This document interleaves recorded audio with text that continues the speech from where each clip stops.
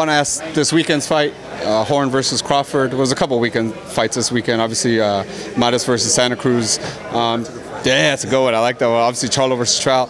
Let's talk about those two main events. Whichever one you want first, just break both of those down for me. Well, first of all, Santa Cruz and Mares. Santa Cruz, you know what you're going to get with Santa Cruz. With Mares, it's been a while since he's fought. Santa Cruz is not one of those guys that Russ really is going to do anything to him, because he's just one of those guys that just throws punches. He just perpetual motion.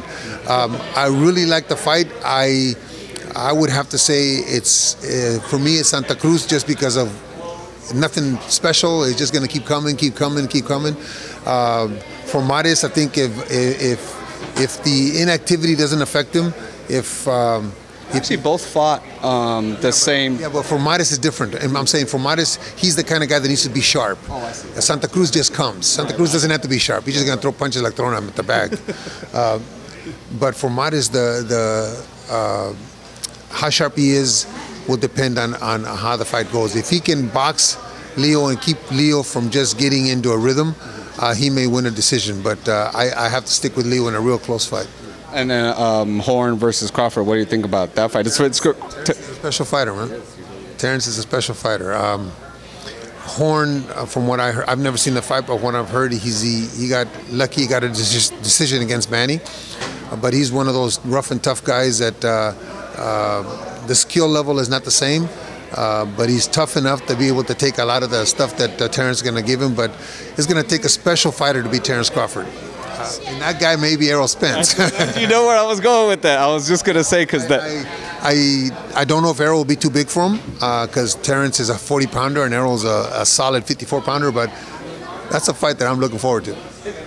So my question about that, obviously, Terrence can do both, right? Go right and left. Spence is left-handed. How do you think that plays out? Do you think Terrence stays left? Do you think he goes right? Like, when that fight happens, how do you think that what he does? Not many guys are as athletically gifted as Terrence Craford is, to be able to go both ways and do it great both ways, okay? Some guys switch over, but they're not as efficient one way or the other. Terrence just happens to be very good both ways. Experience may play a part in that. Terrence has been in those big fights where a lot of things are expected of you, and Errol Spence has not. But right now, to me, that's a 50-50 fight.